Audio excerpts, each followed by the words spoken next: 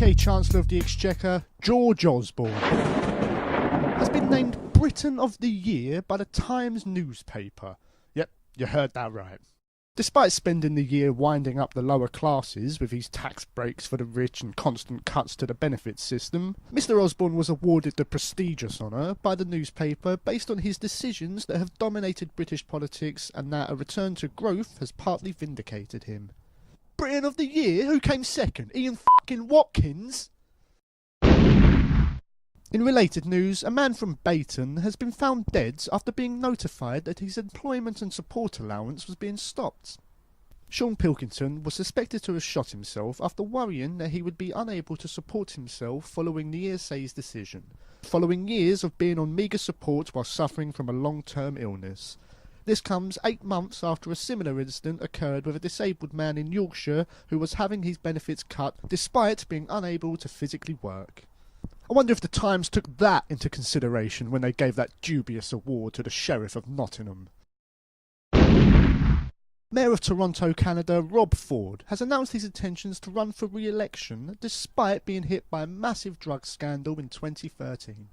Mr Ford has claimed that his track record as mayor speaks for itself and that his tenure has seen taxes hit record lows and businesses reach new highs. He believes voters will not be put off by his admittance to smoking crack cocaine whilst in a drunken stupor back in November, which saw him being stripped of a majority of mayoral powers.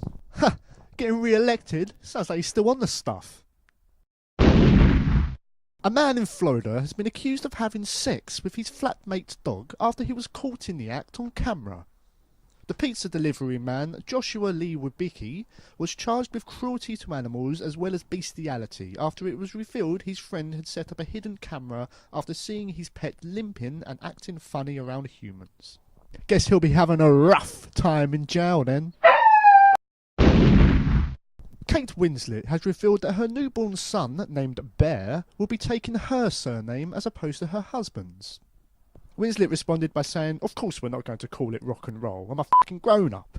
Yeah, of course. Just like calling the child Bear wasn't a hideously ridiculous decision.